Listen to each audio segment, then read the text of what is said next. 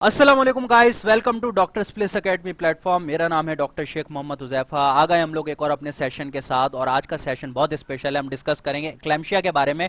Specially उनके लिए बहुत बेनिफिशियल होगा। खैर बेनिफिशियल सबके लिए होगा, स्पेशली उनके लिए जो कि बेसिकली एनएलई या एनआरई का बेसिकली एग्जाम दे रहे हैं स्टेप 2 का, और उसमें स्टेशंस होते हैं डिफरेंट। तो स्टेशंस आते हैं सर्जरी से रिलेटेड, मेडिसिन से रिलेटेड, पीट से रिलेटेड, तो उसमें ऑब्स और गायनी से रिलेटेड भी स्टेशन आता है जिसमें उससे रिलेटेड केस होते हैं। तो हम लोग डिफरेंट इंशाल्लाह ताला मैं बनाऊंगा डिफरेंट स्टेशंस पे वीडियो। आज हम ऑब्स गायनी से स्टार्ट कर रहे हैं, इसके बाद में डिफरेंट स्टेशन से रिलेटेड भी जो मेन मेन केसेस होते हैं उसको कवर करेंगे। और हिस्ट्री टेकिंग का एक स्टेशन होता है, हिस्ट्री टेकिंग पे मैंने ऑलरेडी बना चुका हूं वीडियो। अभी तक नहीं देखी है तो लाइव स्ट्रीमिंग के सेशन उसमें जाएं, हमारे बेसिकली वीडियोस का होगा, शॉर्ट्स का होगा, तो लाइव स्ट्रीमिंग लिखा हुआ होगा। लाइव स्ट्रीमिंग के उसमें जाएंगे तो मेरे वहां पर वीडियो पड़ी हुई है हिस्ट्री टेकिंग पे, और बहुत अच्छे से मैंने एक्सप्लेन करा हुआ है, तो बहुत अच्छा होगा अगर आप उसको देखेंगे। नमोनिक भी बहुत अच्छे अच्छे बताया मैं उसके अंदर, अगर आपको वो याद है तो आप हिस्ट्री टेकिंग इजीली कर लेंगे, ठीक है। और इंशाल्लाह फिर बाद में मैं काउंसलिंग वगैरह से रिलेटेड भी स्टेशन होते हैं तो उस पर भी बनाएंगे। क्लैम्शिया बड़ा he ask common ask question है, जो कि अक्सर प्रीवियस एग्जाम के अंदर बहुत ज्यादा पूछा गया है। जितने भी पीछे स्टेशंस में ज्यादातर आप देखें तो बहुत रिपीट हुआ है क्लैम्शिया और एक पीपीएच, ठीक है। पीपीएच इंशाल्लाह ताला मैं इसकी पीपीएच की इसके बाद बनाऊंगा एक स्टेशन की वीडियो। अभी हम क्लैम्शिया को डिस्कस कर रहे हैं, ठीक है, इस वाली बेसिकली हम सेशन के अंदर। और इससे जाहिर बात है क्या होता है, एक केस आपके पास आता है, केस अक्सर प्रोफेसर दे देते हैं कि हाँ जी ये केस है। आप केस को पढ़ते हैं, केस को पढ़ने के बाद जाहिर बात है आपने पढ़ा, उसके बाद आपका डायग्नोसिस बन गया क्लैम्शिया का, आपने उनको बता दिया क्लैम्शिया है। अब उससे वो क्रॉस क्वेश्चनिंग करते हैं, वाइवा लेते हैं कि हाँ जी ये डिजीज के अंदर क्या होता है, प्रेजेंटेशन क्या होती है, ये बाकी उससे कैसे अलग है, ये वाली होती तो क्या होता, मैनेजमेंट क्या होती है, डायग्नोसिस क्या होता है, गोल्ड स्टैंडर्ड टेस्ट क्या है। तो ये वाइवा के क्वेश्चन होते हैं, अगर आपने ये पास कर लिया तो बेहतरीन है। तो आज इंशाल्लाह ताला आज मैं कोशिश करूंगा कि आपको ये सेशन इस तरीके से पढ़ाऊं कि क्लैम्शिया के बारे में, चाहे आप वार्ड में काम करते हैं खुद बेसिकली ऑब्स और गायनी के, या फिर आप बेसिकली काम करते हैं कहीं पर भी इमरजेंसी के अंदर, अक्सर केसेस इमरजेंसी के अंदर प्रेजेंट करते हैं इसके, और या फिर आप काम करते हैं बेसिकली, या फिर आप पेपर देने जा रहे हैं, ठीक है। मोस्ट प्रोबेबली आप अगर स्टेशन आपके पास आ रहा है एग्जाम के अंदर तो आपके सारे क्वेश्चन क्लियर हो जाएंगे। अच्छा जी, अब क्लैम्शिया हम लोग स्टार्ट करते हैं। सबसे पहले ये अगर आप देखें प्रीवियस पेपर्स के अंदर तो ये एक क्वेश्चन आया हुआ है, pregnant lady of 22 years of 36 week gestation. तो 22 ईयर की फीमेल है हमारे पास, 36 वीक गेस्टेशन के साथ प्रेजेंट करिए। पेशेंट को जो सिम्टम्स हैं क्या है, फिट्स एंड बीपी जो है 180 110, ये बीपी है। तो ये बेसिकली अगर आपका केस देखें तो ये सीधा सीधा क्लैम्शिया का केस है। अब ये हमें मुझे कैसे पता लगा मैं अभी आपको बताता हूं, अभी आगे बढ़ोगे तो आपको भी पता लग जाएगा। डायग्नोसिस में वो पूछ रहे हैं कि डायग्नोसिस क्या है, तो आप क्या बताओगे, क्लैम्शिया है। उसके बाद वो पूछते हैं मैनेजमेंट क्या है, तो अगला क्वेश्चन ये है, तो आप फिर उसको भी डिफाइन कर देंगे। आप ये जब पढ़ लेंगे तो सब चीजें आपको आ जाएंगी और क्रॉस क्वेश्चनिंग भी आपको क्लियर हो जाएगी। इसी तरीके से ये 2019 2017 16 बहुत सारे प्रीवियस एग्जाम्स के अंदर रिपीट होता रहा ये क्वेश्चन, ठीक है, क्लैम्शिया का, और मोस्ट प्रोबेबली हो सकता है इस साल भी आ जाए, और अगर पीपीएच का आ जाए तो वो हो जाएगा, ये आ गया, या फिर एमनोरिया से रिलेटेड आ गया इंशाल्लाह ताला, वो सब हम डिस्कस करेंगे। तो ये आपका क्लियर हो जाएगा स्टेशन। तो ये बेसिकली क्लैम्शिया के हवाले से आया था। फिर इसमें पूछा कि मैग्नीशियम सल्फेट एंड हाइड्रोलाजीन की डोज एंड मोड क्या है, मतलब डोज कितनी है और मोड किस तरीके से हम उसको देते हैं। तो ये देखें, ये डिफरेंट तरीके से क्वेश्चन पूछ लेते हैं। अब हम लोग चलते हैं और अपनी असल चीज पर आ जाते हैं कि किस तरीके से हमें पता लगता है। अच्छा जी, सबसे बड़ी चीज के बेसिकली क्लैम्शिया होता क्या है। क्लैम्शिया के अंदर पेशेंट को एक चीज होती है हाइपरटेंशन, हाइपरटेंशन मौजूद होती है, प्लस पेशेंट के अंदर मौजूद होता है, तो यहां पर पेशेंट को क्या होता है, हाइपरटेंशन प्लस पेशेंट को सीजर्स डेवलप करे होते हैं, ठीक है। तो हाइपरटेंशन एंड सीजर्स, ये दो चीजों के साथ पेशेंट प्रेजेंट करता है तो इसको हम क्या बोलते हैं, एक्लैम्शिया कहते हैं।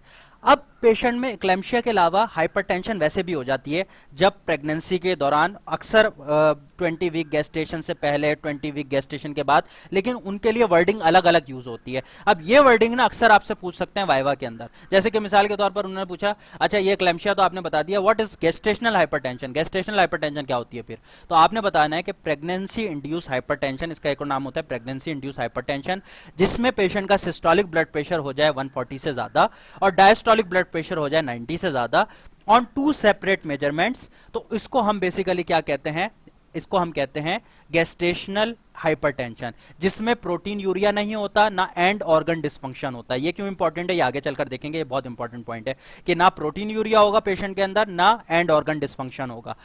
डायग्नोसिस कब होता है इसका? After 20 week of gestation in patients with prior no without prior history of hypertension. याद रखें कि गेस्टेशनल हाइपरटेंशन हम उसी को कहेंगे जो एक तो 20 वीक गेस्टेशन के बाद हो डायग्नोसिस, और दूसरी चीज उसके अंदर पेशेंट में प्रायर हिस्ट्री ना हो हाइपरटेंशन की, वरना उसको हम फिर क्रोनिक हाइपरटेंशन कहते हैं, अभी देखेंगे हम, और वो भी आपसे सवाल हो सकता है कि क्रोनिक हाइपरटेंशन क्या होती है फिर। तो अच्छा, उसके बाद याद रखेंगे does not persist longer than 12 weeks postpartum. ये आफ्टर चाइल्ड बर्थ के 12 वीक से ज्यादा नहीं रहती, उससे पहले पहले पेशेंट जो है ट्रीट खत्म हो जाती है हाइपरटेंशन। तो ये सबसे इंपॉर्टेंट चीज है। तो ये बेसिकली क्या है? गेस्टेशनल हाइपरटेंशन, पेशेंट का सिर्फ ब्लड प्रेशर बढ़ा हुआ है और कोई चीज नहीं है। सिर्फ पेशेंट का ब्लड प्रेशर, और कब बढ़ा हुआ है, कितनी टाइम ऑफ गेस्टेशन पे, यानी कि प्रेगनेंसी के कौन से वीक पे? 20 वीक से ज्यादा होने चाहिए जब जाके बढ़े, 20 वीक या 20 वीक से ज्यादा। आगे चलते हैं, आगे हमारे पास एक और आ जाती है क्रोनिक हाइपरटेंशन। अगर यही हाइपरटेंशन आपके पेशेंट में डायग्नोस होती है बिफोर 20 वीक, तो इसको फिर हम क्या कहते हैं? इसको हम कहते हैं क्रोनिक हाइपरटेंशन। अगर अब यही प्रोफेसर पूछ रहा है, चलो ये तो गेस्टेशनल हाइपरटेंशन हो गई, अगर ये बताओ कि 20 वीक से पहले होती तो इसको हम क्या कहते हैं? आप बोलोगे इसको हम कहते हैं क्रोनिक हाइपरटेंशन। वो कहेंगे गुड, वेरी गुड, एक्सेलेंट। आगे चलें, हाइपरटेंसिव क्राइसिस क्या होता है? प्रेगनेंसी के अंदर हाइपरटेंसिव क्राइसिस क्या होता है? तो प्रेगनेंसी के अंदर हाइपरटेंसिव क्राइसिस हम कहते हैं अगर सिस्टोलिक ब्लड प्रेशर हो जाए 160 से above and diastolic blood pressure हो जाए 110 से अबव, और प्रिजिस्ट रहे, यानी कि मुसलसल तौर पर बढ़ा रहे, कितनी देर तक? एटलीस्ट 15 मिनट से ज्यादा तक, तो इसको हम कहते हैं हाइपरटेंसिव क्राइसिस इन प्रेगनेंसी। ये सब हम प्रेगनेंसी से रिलेटेड बात कर रहे हैं, ठीक है। अच्छा जी, इसके आगे पेशेंट आपसे हो सकता है प्रोफेसर पूछे, अच्छा जी ये तो ठीक हो गया, फिर प्री एक्लैम्सिया क्या होता है? आप बोलेंगे प्री एक्लैम्सिया क्या होता है? बिल्कुल ठीक है, हम बता देते हैं। यही हाइपरटेंशन पेशेंट के अंदर मौजूद है, जो हमने बात करी थी, गेस्टेशनल हाइपरटेंशन पेशेंट के अंदर मौजूद है। लेकिन अब पेशेंट के अंदर हाइपरटेंशन के साथ साथ प्रोटीन यूरिया या and organ dysfunction, and organ dysfunction में हेपेटिक फेलियर हो सकता है, रीनल फेलियर हो सकता है, कोई भी चीज हो सकती है। तो अगर कोई एंड ऑर्गन डिस्फंक्शन है या प्रोटीन यूरिया है पेशेंट के अंदर, तो इसी चीज को फिर हम क्या बोल देते हैं? प्री एक्लैम्सिया। और ये भी आप याद रखेंगे कि 20 वीक या 20 वीक के बाद, 20 वीक से पहले जो भी होगा फिर उसको हम बेसिकली क्रोनिक हाइपरटेंशन के केस में लेते हैं। लेकिन अभी एक मैं आपसे सवाल पूछ लेता हूं, चलें अब मेरा सेशन लेते लेते कोई अगर इसका जवाब सोच सके दिमाग के अंदर। जैसे कि हमने देखा था पीछे पेशेंट को हाइपरटेंशन थी 20 वीक्स के बाद, तो हम उसको बोल रहे थे गेस्टेशनल हाइपरटेंशन। 20 वीक से पहले थी तो उसको हम क्या कह रहे थे? Chronic hypertension. अब मैं एक सवाल आपसे पूछ रहा हूं कि एक पेशेंट आपके पास आया है जिसको हाइपरटेंशन है, प्रोटीन यूरिया है, या फिर एंड ऑर्गन डिस्फंक्शन है, 20 वीक के बाद है, तो आपको पता है इसको हम क्या कहते हैं? प्री एक्लैम्सिया। लेकिन अगर यही सारी चीजें 20 वीक से पहले, तो फिर हम उसको क्या कहते हैं? अब आप सोचोगे शायद क्रोनिक हाइपरटेंशन, नहीं, क्रोनिक हाइपरटेंशन के अंदर प्रोटीन यूरिया और एंड ऑर्गन डिस्फंक्शन नहीं होता। आप मुझे बताएं, अगर प्रोटीन यूरिया और एंड ऑर्गन डिस्फंक्शन है 20 वीक से पहले, तो उसके लिए क्या वर्ड यूज होता है? तो इसके लिए वर्ड यूज होता है। अब ये क्रॉस क्वेश्चनिंग है जो आपसे प्रोफेसर कर सकते हैं। इसको बेसिकली हम कहते हैं trophoblastic diseases, gestational trophoblastic diseases, जिसमें कोरियोकार्सिनोमा, हाइड्रेटी मोल, ये डिफरेंट डिजीजेस होती हैं जो बेसिकली गेस्टेशनल ट्रोफोब्लास्टिक डिजीजेस कहलाती हैं। अगर यही चीज hypertension, proteinuria, end organ dysfunction 20 week से पहले दिख रहा है, तो इसको हम क्या बोलते हैं? Trophoblastic diseases. प्रोफेसर अगर आप कहीं सुन लेंगे बोलेंगे वेरी गुड, एक्सीलेंट, आप पूरा पूरा नंबर लेके जाना है उस स्टेशन के, छोड़ना कुछ नहीं है। मैं कोशिश ये करूंगा कि आपने कुछ छोड़ना नहीं है। बहरहाल पोलाइट रहना है, सबसे इंपॉर्टेंट चीज होती है, क्योंकि कभी भी अगर कोई चाहे ना कि आपको फंसा दे, भाई वो किस इसी मामले में फंसा देगा, तो वो फंसा सकता है। कोई ऐसी बात नहीं होती कि हर आंसर का, हर मतलब क्वेश्चन का आपके पास आंसर हो।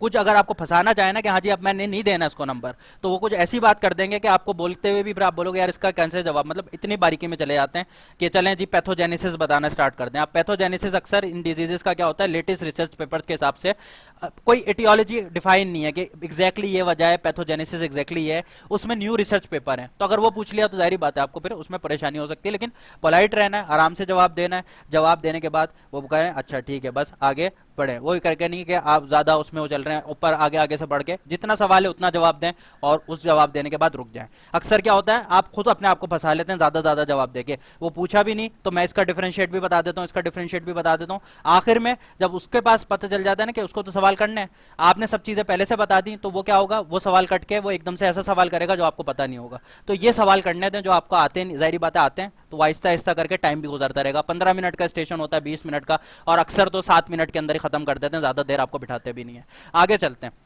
एक्लैम्शिया क्या होता है? तो पेशेंट के अंदर हाइपरटेंशन, अभी अभी मैंने बताया था, पेशेंट के अंदर हाइपरटेंशन हो और प्लस सीजर्स हो, तो याद रखें कि पेशेंट के अंदर हाइपरटेंशन मौजूद है या प्री एक्लैम्शिया के सिम्टम्स। प्री एक्लैम्शिया में क्या होता है? हाइपरटेंशन, प्रोटीन यूरिया या एंड ऑर्गन डिस्फंक्शन, इसके साथ साथ पेशेंट को सीजर डेवलप कर गया है, तो इसको बेसिकली हम एक्लैम्शिया कहते हैं और ये एक्लैम्शिया के केस के अंदर आता है पेशेंट। तो अब आपको एक्लैम्शिया पता लग गया होगा, हमने एक्लैम्शिया के बारे में ही पढ़ना है, ट्रीटमेंट इसकी क्या होती है, डायग्नोसिस क्या होता है, तो हमने इसी के हवाले से रहना है, वो मैंने क्रॉस क्वेश्चनिंग के लिए आपको क्लियर कर दी चीजें, ठीक है। तो प्री एक्लैम्शिया प्लस सीजर या हाइपरटेंशन प्लस सीजर, तो इसको हम क्या कहते हैं? एक्लैम्शिया कहते हैं। सीजर यानी कि वो jerking movement of the body, आपको टोनिक क्लोनिक सीजर्स नजर आते हैं पेशेंट के अंदर, जनरलाइज वो बेसिकली प्रेजेंट करता है पेशेंट। यहां पर एक और चीज इंपॉर्टेंट है, सबसे पहले वो ये होती है कि हाई रिस्क फैक्टर्स पेशेंट कौन होते हैं, यानी कि ऐसे कौन से पेशेंट होते हैं जिनके अंदर एक्लैम्शिया, प्री एक्लैम्शिया या गैस्टेशनल हाइपरटेंशन डेवलप हो सकती है। ये बहुत इंपॉर्टेंट इसलिए क्योंकि आगे चलकर मैं आपको प्रोफिलैक्सिस बताऊंगा, तो प्रोफिलैक्सिस में क्या होता है कि हमें पता होता है कि यार ये पेशेंट डेवलप ना कर जाए आगे जाकर गैस्टेशनल हाइपरटेंशन या एक्लैम्शिया या प्री एक्लैम्शिया, तो इसकी प्रोफिलैक्टिक ट्रीटमेंट करते हैं। वो क्या होती है वो मैं आगे चलकर आपको बताता हूं, लेकिन पहले आप ये याद रखें और कितने रिस्क फैक्टर्स होने चाहिए तो हम ट्रीटमेंट स्टार्ट करते हैं, आपको एक एक डिटेल से बताऊंगा। हॉस्पिटल में कर रहे हो या फिर क्वेश्चन आंसर कर रहे हो, सब क्लियर हो जाएगा। चलें जी, personal history of hypertensive diseases in pregnancy. आपके पास कोई ऐसा पेशेंट आया जिससे आपने पूछा है कि पहले कभी प्रेगनेंसी के दौरान हाइपरटेंशन रह चुकी है, उसने बोला जी बिल्कुल रह चुकी है, तो ये हाई रिस्क फैक्टर पेशेंट है आपके पास, ठीक है। इस बार भी होने के चांसेस हो सकते हैं। क्रोनिक हाइपरटेंशन पेशेंट को मौजूद है, क्रोनिकली पेशेंट को हाइपरटेंशन चल रही है। क्रोनिक किडनी डिजीज मौजूद है, क्रोनिक किडनी डिजीज है, ऑटो इम्यून डिजीज है या फिर डायबिटीज मेलाइटस है, ये कोई भी चीज है इस पेशेंट को, तो ये हमारे पास कौन सा पेशेंट है? हाई रिस्क फैक्टर पेशेंट है, इसमें प्रोफिलैक्टिक ट्रीटमेंट की जरूरत है। अभी कितने होने चाहिए बेसिकली हाई रिस्क फैक्टर, इसमें से कितनी चीजें होनी चाहिए वो मैं आगे चलकर आपको जब आखिरी में ट्रीटमेंट में बताऊंगा, तो अभी सिर्फ आपने ये वाले पॉइंट याद रखने हैं। आगे चलें, मॉडरेट रिस्क फैक्टर्स भी होते हैं, ये भी बहुत इंपॉर्टेंट है, जैसे कि मिसाल के तौर पर फर्स्ट प्रेगनेंसी है, इनको चांसेस होते हैं कि ये हाइपरटेंशन डेवलप कर सकते हैं, जाहिर बात है अभी तक हमें पता नहीं है, तो इसलिए मॉडरेट रिस्क के अंदर आता है। मैटरनल एज 40 ईयर्स से ज्यादा का हो, ज्यादा एज की फीमेल है उसके अंदर चांसेस हो सकते हैं। बीएमआई जो है 35 से ज्यादा का हो, थोड़ी सी ओबीस फीमेल है उसके अंदर चांसेस हो सकते हैं। Female family history of pre eclampsia, family के अंदर हिस्ट्री ऑफ प्री एक्लैम्शिया की, ये भी मॉडरेट रिस्क फैक्टर पेशेंट है। मल्टी फीटल गैस्टेशन यानी कि ट्विंस हैं तो मोस्टली इनके अंदर भी रिस्क फैक्टर होता है। या pregnancy interval greater than 10 years, यानी कि अभी एक बच्चा हुआ था, अगला बच्चा जो है, अगली प्रेगनेंसी जो हुई है वो 10 ईयर्स के बाद हुई है, 10 ईयर्स से ज्यादा टाइम के बाद हुई है, तो इनके अंदर भी मॉडरेट रिस्क फैक्टर हम इसको कहते हैं। और बेसिकली ये अगर मौजूद होते हैं तो हम इसको मॉडरेट रिस्क फैक्टर पेशेंट कहते हैं। आगे चलें, जैसे कि मैंने आपको बताया कि हो सकता है सवाल हो जाए कि भाई आप मुझे पैथोजेनेसिस बताओ डिजीज का, तो आपने यहां पर जवाब देना है कि एग्जैक्ट पैथोजेनेसिस जो है वो अनडिफाइंड है, अनक्लियर है, लेकिन लेटेस्ट रिसर्च के हिसाब से कुछ मैकेनिज्म है जिसकी वजह से हाइपरटेंशन डेवलप कर जाती है, जिसमें से एक ये है। वो क्या होता है बेसिकली कि ट्रोफोब्लास्टिक, बेसिकली आपका ट्रोफोब्लास्ट जो होता है जिसमें आपकी प्लासेंटा की फॉर्मेशन होती है, उसमें क्या होता है कि वो बेसिकली वीक हो जाता है, ठीक है, मतलब वीक ट्रोफोब्लास्टिक डिफरेंशिएशन। जब ट्रोफोब्लास्ट अपने आप को डिफरेंशिएट कर रहे होते हैं तो वो क्या होता है, वो सही तरीके से डिफरेंशिएट नहीं कर पा रहे होते, क्यों? क्योंकि वो सही तरीके से एंडोथीलियल के अंदर इन्वेट नहीं होते होते, ठीक है। इन्वेजन जो होता है एंडोथीलियल के अंदर वो ठीक से होता नहीं है, तो वो सही तरीके से अपने आप को डिफरेंशिएट नहीं कर पाते, ठीक है। उसके बाद क्या होता है, वो सही तरीके से डिफरेंशिएट नहीं कर पाते, तो जो आपकी मायोमीट्रियल जो स्पाइरल आर्टरीज होती हैं, स्पाइरल आर्टरीज बेसिकली यूट्रस के अंदर मायोमीट्रियम जो मसल लेयर होती है उसके अंदर क्या होती है, स्पाइरल आर्टरीज होती हैं, जिसके थ्रू आपकी एम्ब्रियो को जो होता है वो ब्लड सप्लाई मिलता है, ठीक है। मैटरनल ब्लड सप्लाई जो मिलता है वो किसके थ्रू मिलता है? स्पाइरल आर्टरीज के थ्रू। तो वो स्पाइरल आर्टरीज सही तरीके से डेवलप नहीं हो पाती क्योंकि ट्रोफोब्लास्टिक टिश्यू सही तरीके से डेवलप नहीं हुआ, तो जो आपकी स्पाइरल आर्टरीज हैं उनकी रीमॉडलिंग सही तरीके से नहीं हो पाती। उसकी वजह से क्या होता है कि जब प्लासेंटल टिश्यू डेवलप होता है तो उसके अंदर होती है हाइपोपरफ्यूजन। हाइपोपरफ्यूजन मतलब सही तरीके से ब्लड नहीं जा रहा, सही तरीके से ब्लड नहीं जा रहा तो जाहिर बात है फीटस को या बेसिकली प्लासेंटा को इस्कीमिया डेवलप होने स्टार्ट हो जाएगा।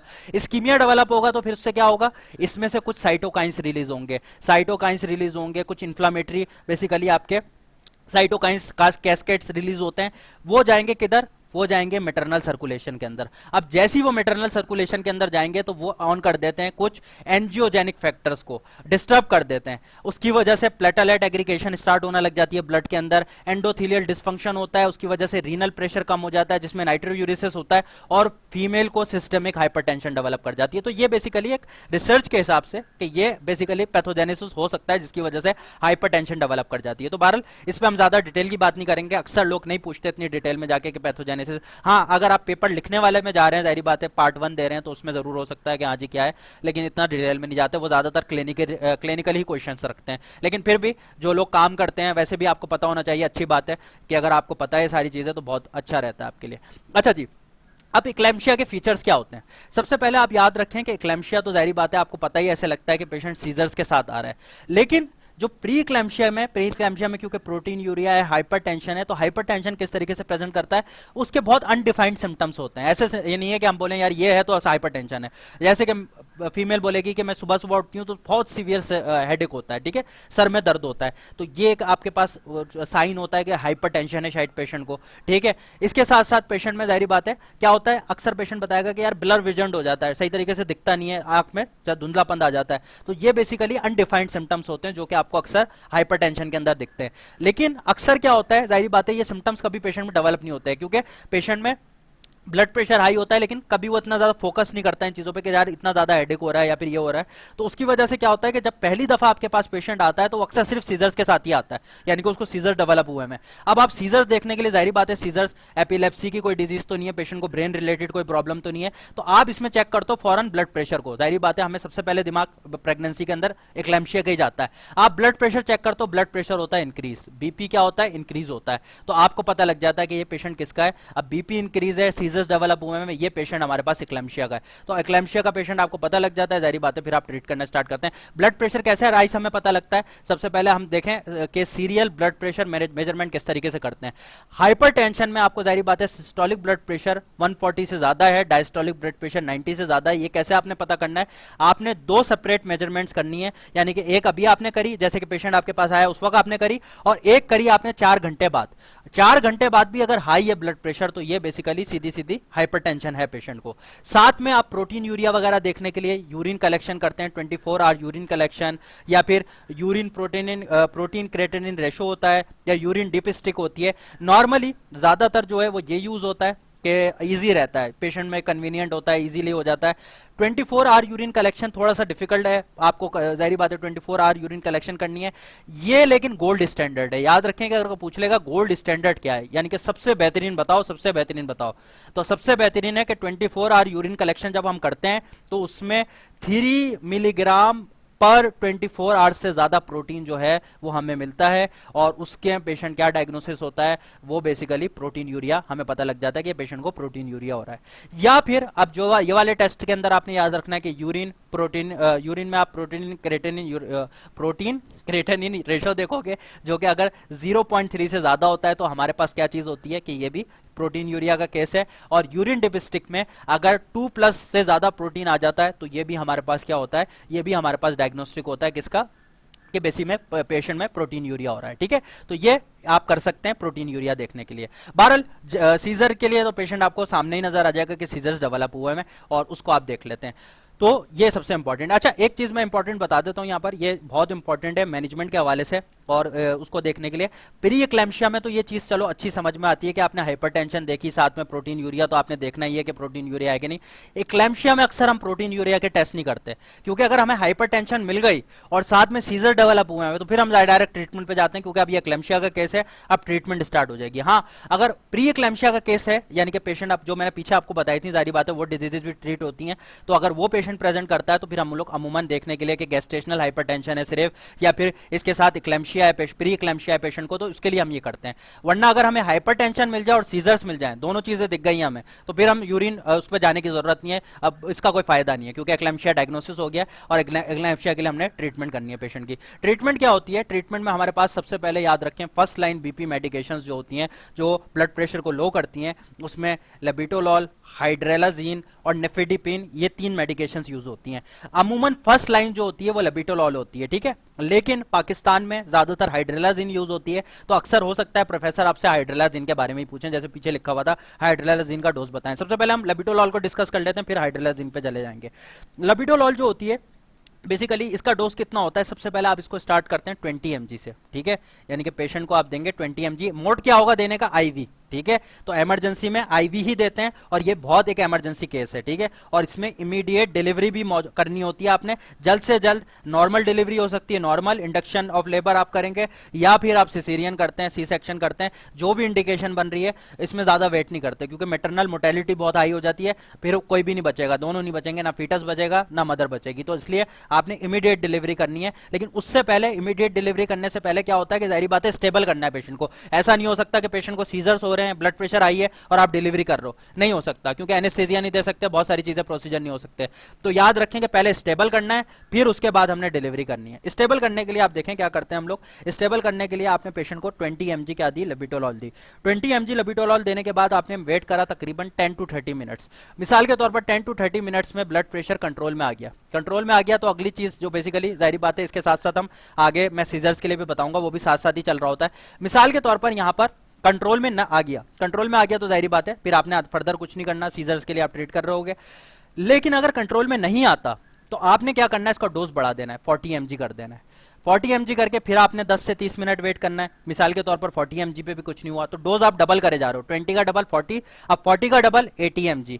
अब मिसाल के तौर पर 80 mg आपने करा, 80 mg करने के बाद भी कंट्रोल में नहीं आया, आप 80 mg का फिर आगे बढ़ाओगे, तकरीबन हम इसको ले जाते हैं 300 mg तक, याद रखेंगे आप। और 300 mg के तक अगर लेके चले गए आप तो ये मैक्सिमम डोज होता है। अगर यहां पर पेशेंट ट्रीट नहीं हो रहा तो फिर हम हाइड्रोलाजिन पे शिफ्ट कर देते हैं पेशेंट को। जाहिर बात है लेबिटोलॉल से कोई असर नहीं पड़ रहा तो फिर हम हाइड्रोलाजिन पे आते हैं, ठीक है। तो लेबिटोलॉल का डोज कैसे यूज होता है, 20 mg, 40 mg, 80 mg, आप डबल डबल करते रहोगे जब तक 300 पे नहीं पहुंच जाओगे। और कितनी कितनी देर में, 10 से 30 मिनट, 10 से 30 मिनट आप चेक करते रहोगे ब्लड प्रेशर नीचे आ रहा है कि नहीं आ रहा, ठीक है।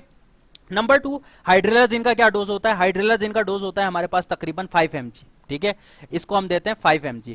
अब 5 mg जो है पेशेंट को हम डोज देते हैं, आईवी के थ्रू ही देते हैं, और इसमें भी फिर हम 10 से 30 मिनट चेक करते हैं। 10 से 30 मिनट चेक करने के बाद अगर नहीं होता तो हम डोज बढ़ा देते हैं, 10 mg का दे देते हैं, या फिर दोबारा से 5 mg का दे देते हैं। इसमें क्योंकि डोज मैक्सिमम जो हाईएस्ट डोज है वो 20 mg का है, तो इसमें इतना ज्यादा नहीं जाता और अमूमन इससे कंट्रोल हो जाती है, इतनी ज्यादा कोई जरूरत नहीं पड़ती, तो हाइड्रोलाजिन से कंट्रोल हो जाती है। अच्छा, अक्सर क्या होता है कि इमीडिएट अगर आपको चाहिए ना रिस्पॉन्स, तो सबसे अच्छा इनमें सबसे अच्छा इमीडिएट रिस्पॉन्स जो है वो नेफिडिपिन करती है, ठीक है। नेफेडिपिन जो है वो तकरीबन आप दे सकते हो पेशेंट को, इसका डोज होता है पेशेंट में आप 10 mg पेशेंट को दे सकते हैं नेफेडिपिन, सही है। 10 mg पेशेंट में इस्तेमाल कर सकते हैं, और 10 mg पे पेशेंट पे बहुत अच्छा इमीडिएट, मतलब आप समझ लें कि पेशेंट में इमीडिएट अगर रिस्पांस चाहिए तो नेफेडिपिन अच्छी है।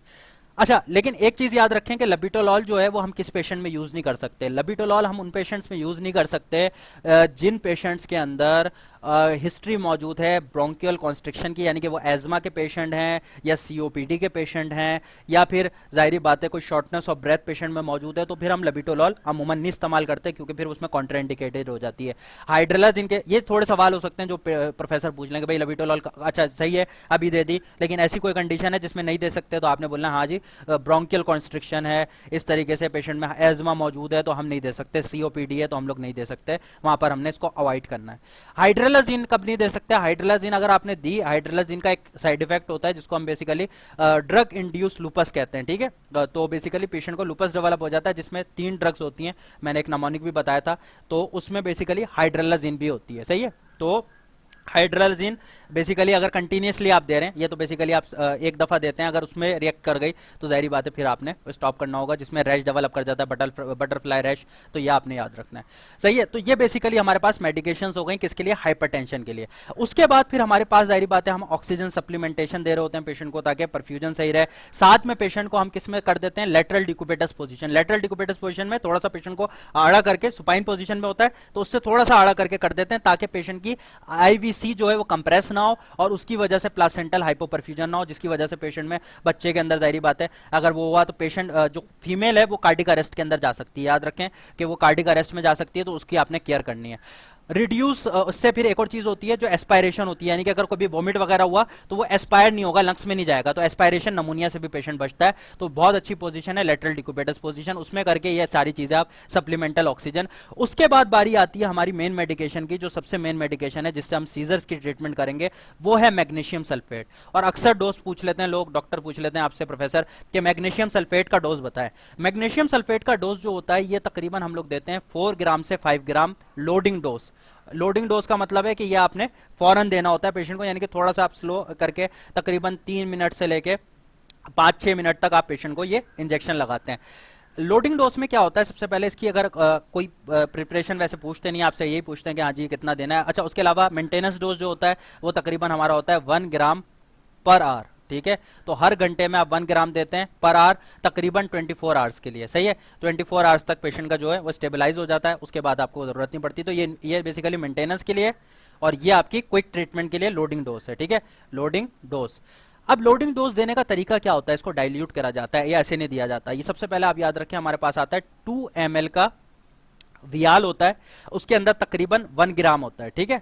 अब ये हमने कितने लेने हैं, जाहिर बात है अभी आपको पता लग गया होगा कि 2 ml का आता है, एक में 1 ग्राम होता है, तो ये तकरीबन हमने 4 लेने, यानी कि 2 ml, फिर 2 ml, फिर 2 ml और फिर 2 ml।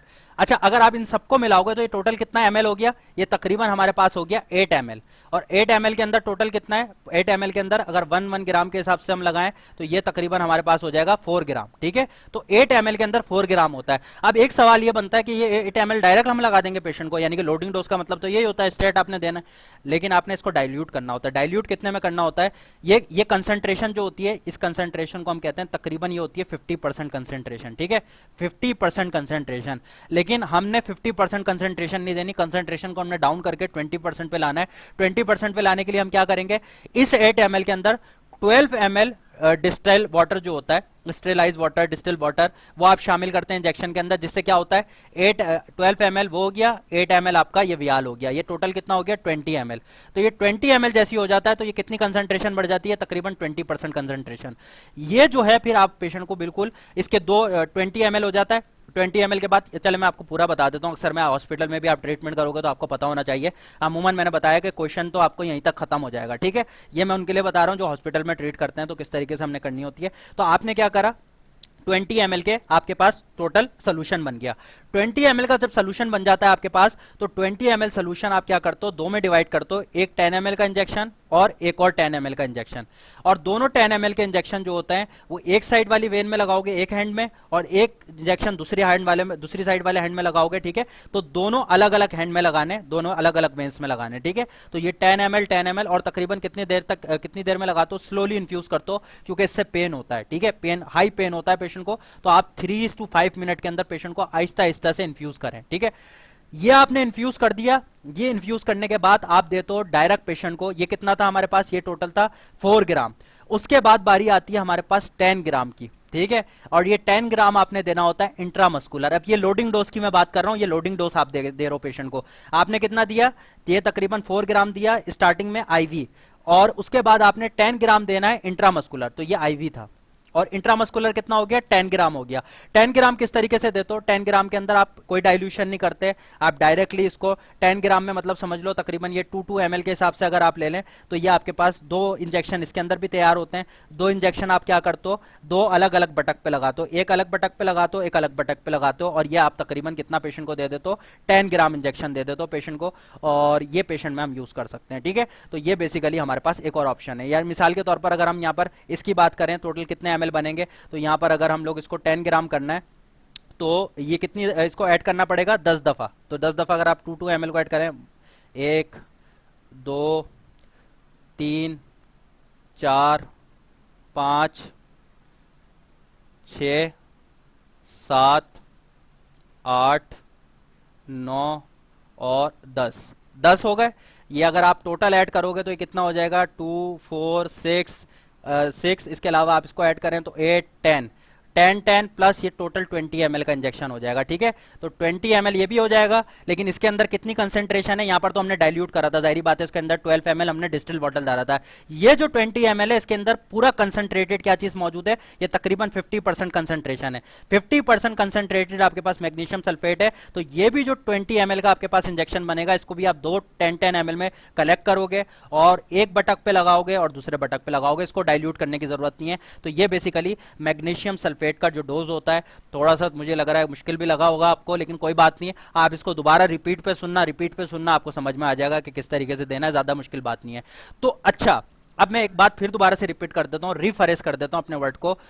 अक्सर हो सकता है आप 2 अलग अलग बताने जाएं तो प्रोफेसर कंफ्यूज हो जाएगा, यार ये तूने क्या बताया, ये तो गलत बता दिया शायद तूने, लेकिन आपको आगे आप सही बता रहे होगे। आपने क्या करना है, आपने उसको लोडिंग डोज अलग अलग करके नहीं बताना, आपने एक साथ बताना है कि लोडिंग डोज दिया जाता है 4 ग्राम, 14 ग्राम। अब वो पूछेगा 14 ग्राम कैसे दिया जाता है, आपने पहले बताया कितना देना है 14 ग्राम। उसने बोला, अब यहां पर आपने कुछ भी नहीं लिखना कि आईवी या आईएम, क्योंकि दोनों है इसके अंदर। आप या फिर आप बोल भी सकते हो कि IV/IM। पेशेंट उसने बोला भाई हाँ जी, अच्छा 14 ग्राम, उसने बोला किस तरीके से दिया जाता है, आप बोलेंगे 4 ग्राम दिया जाता है IV और 10 ग्राम दिया जाता है IM। तो वो बस इतना हो सकता है, वो आपको बोले बस बस सही है अगला क्वेश्चन करो, ठीक है, इतने में वो बोलेगा बस ठीक है। अगर पूछ ले डाइल्यूशन कैसे होती है, तो आपको डाइल्यूट ये वाला करते हो, ये वाला डाइल्यूट नहीं करते। और कितने वियाल आते हैं, 2 ml का वियाल आता है, जिसमें 2 ml में 1 ग्राम होता है, ठीक है। तो आप ये इजीली बता सकते हो, कोई भी डिफिकल्ट चीज नहीं है, मैंने बहुत इजी करके समझा दिया, पूरा डोज बता दिया है। आई होप यहां तक बात क्लियर होगी। अच्छा जी, अगला सवाल हो सकता है उसका कि यार आपने ये तो दे दिया, लेकिन मुझे बताएं कि थेरेप्यूटिक रेंज कितनी होती है, यानी कि हमने मैग्नीशियम का लेवल को अगर मॉनिटर करके रखना है तो वो कितना होना चाहिए, क्योंकि उससे ज्यादा अगर हो जाता है तो पेशेंट में सिम्टम्स आने लगते हैं, पेशेंट का कार्डिक अरेस्ट हो सकता है, पेशेंट को डीप टेंडेंट रिफ्लेक्स जो होते हैं वो पेशेंट के स्लो हो जाते हैं, जिसमें रिफ्लेक्सेस पेशेंट के चले जाते हैं। तो ये इसमें क्या चीज है, आप कितना दोगे, थेरेप्यूटिक रेंज क्या होती है। थेरेप्यूटिक रेंज आपने बतानी है उसको कि भाई 4.8 से लेके हमारे पास रेंज तकरीबन होती है 8.4 मिलीग्राम पर DL। तो ये किस चीज की रेंज है, ये मैग्नीशियम सल्फेट की रेंज है, थेरेप्यूटिक रेंज। आप इसके अंदर अगर लेवल को रखोगे, पेशेंट को मॉनिटर करते रहो मैग्नीशियम को, 8.4 से ऊपर नहीं जानी चाहिए। 8.4 से ऊपर गई तो पेशेंट के डीप टेंडेंट रिफ्लेक्सेस स्लो हो जाएंगे, रिफ्लेक्स मतलब लॉस हो जाएंगे, पेशेंट हो सकता है कार्डिक अरेस्ट में चला जाए। तो आपने कोशिश करनी है कि डोज जो है वो इतना ही रखना है, मेंटेन करके रखना है, खास तौर पर जब आप IV इन्फ्यूजन दे रहोगे। IV इन्फ्यूजन का सिंपल मैंने बता दिया, 1 ग्राम पर आवर आप देते हो पेशेंट को, और 24 आवर्स के लिए देते हो, सिर्फ ये करने के लिए कि पेशेंट में दोबारा सीजर्स डेवलप ना हो। अच्छा, इसके बाद सवाल हो सकता है कि भाई हमने मैग्नीशियम सल्फेट दी पेशेंट को, लेकिन पेशेंट पे कुछ असर नहीं हो रहा, मैग्नीशियम सल्फेट देने के बाद 20 मिनट्स के बाद भी पेशेंट को सीजर हो रहे हैं, या फिर ग्रेटर देन 2 सीजर अटैक हो गए आफ्टर मैग्नीशियम सल्फेट देने के बाद, इसके अलावा कोई ऑप्शन है हमारे पास। तो आप बोलेंगे हाँ जी बिल्कुल, इसके अलावा भी हमारे पास ऑप्शन होता है, उसमें हम लोग बेंजोडाइजेपिन्स देते हैं। अक्सर वो सिर्फ मेडिकेशन के नाम पूछ लेंगे कि भाई कौन सी देते हैं, तो उसमें आप लोरेज़ापैम, लोरेज़ापैम, ठीक है, ये बेसिकली अगर आप लोरेज़ापैम यूज कर रहे हैं तो ये IV दी जाती है, ठीक है, अगर मोड पूछ लें तो ये IV दी जाती है। और अगर इससे पूछें भाई अगर ये नहीं दे रहे दूसरा कुछ बताओ, तो आप बोलेंगे मिडोज़ोलैम, ये भी बेसिकली हमारे पास मिडोज़ोलैम, ये हमारे पास इंट्रामस्कुलर दी जाती है। तो अगर IV में देंगे तो लोरेज़ापैम होगी, और अगर IM में देंगे तो मिडाज़ोलैम होगी। ये आप दे सकते हैं पेशेंट को, ये सेकंड लाइन है, अगर पेशेंट का कंट्रोल नहीं हो रहा आपकी मैग्नीशियम सल्फेट से, तो फिर आप ये ऐड कर देते हैं।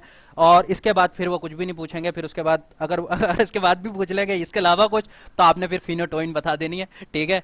वैसे पूछेंगे तो नहीं, लेकिन अगर पूछ लें तो आपने क्या बोलना है, फिनोटोइन। देखिए मस्ती में जो बात समझ में आ जाए वो सबसे इंपॉर्टेंट है, सही है। तो फिनोटोइन आपसे पूछ सकते हैं भाई, फिनोटोइन भी जो होती है वो आप IV देते हैं, और इसके बाद जाहिर बात है फिर और कुछ नहीं किया जा सकता पेशेंट के लिए, तो ये याद रखना है। अच्छा, एक दफा पेशेंट स्टेबलाइज हो जाए उसके बाद हमने क्या करना है, इमीडिएट डिलीवरी करनी है। और इमीडिएट क्या करना है, पेशेंट में जैसे भी इंडिकेशन बन रही है आपने चाइल्ड डिलीवर कर देना है। अच्छा, प्री मिच्योर जाहिर बात है बर्थ होने के हाई चांसेस होते हैं, क्योंकि अक्सर ये आपके पास मिसाल के तौर पर 20 वीक के बाद 22 वीक्स में आ गई, 26 77 वीक में आ गई, तो प्री मिच्योर बच्चा हो सकता है, जाहिर बात है। तो वहां पर आपने याद रखना है कि वहां पर आपने, अगर आपसे कोई पूछ रहा है कि जी ये हो सकता है, या मैं हॉस्पिटल के हवाले से आपको बता देता हूँ, ये सबसे इंपॉर्टेंट चीज़ है, आपने बच्चे को बीटा मैथिसोन के मतलब मदर को बीटा मैथिसोन के इंजेक्शन लगाना है ताकि लंग्स मिच्योरेशन हो जाए बच्चे की, ताकि अगर बच्चा बाहर आता है तो वो एक्यूट रिस्पायरेटरी डिस्ट्रेस में ना हो, या फिर अगर हो भी तो वो मिच्योरेशन लंग्स की आहिस्ता आहिस्ता होती रहे। तो आपने लाजमी बीटा मैथिसोन जो है वो 2 डोज लगाने होते हैं उसके, और वो लाजमी लगाएंगा डिलीवरी से पहले, ठीक है। तो 24 घंटे पहले लगते हैं, 2 डोज लगते हैं, और आपने लाजमी लगाने होते हैं, ठीक है, वो इंपॉर्टेंट चीज़ है। अब आगे चलकर मैं बिल्कुल आखिरी चीज़ आपको बता देता हूँ, डिलीवरी वगैरह सब चीज़ों की बात हो गई।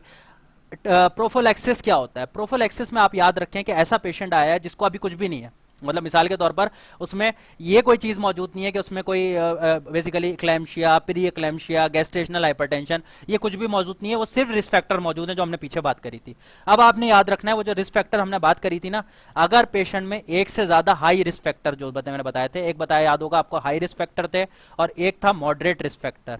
हाई रिस्क फैक्टर अगर एक से ज़्यादा है तो आप पेशेंट को लो डोज एस्पिरिन यानी कि तकरीबन 81 mg जो होती है पेशेंट में, आप पेशेंट को स्टार्ट कर देंगे, या 75 mg आती है, ये आपने पेशेंट में स्टार्ट कर देनी है टिल डिलीवरी तक। और कब स्टार्ट करनी है, ये आपने स्टार्ट करनी है अबाउट 12 टू 20 वीक्स के इन बिटवीन हम स्टार्ट करते हैं, लेकिन आप बेहतरीन टाइम जो होता है, ऑप्टिमल टाइम जो होता है, वो 16 वीक पे आप स्टार्ट कर दो और टिल डिलीवरी तक आप पेशेंट को देते रहो। ये हम किस लिए दे रहे हैं, ताकि पेशेंट में प्री एक्लेम्शिया या फिर उससे रिलेटेड सिम्टम्स डेवलप ना करें, क्योंकि उसमें एक रिस्क फैक्टर मौजूद है। जैसे कि मिसाल के तौर पर मेटरनल एज बड़ी है, या प्रेगनेंसी फर्स्ट टाइम है, या पेशेंट के अंदर पहले हिस्ट्री रह चुकी है हाइपरटेंशन की, याद रखें वो सारी चीजें, सारे रिस्क फैक्टर मैंने बताए थे।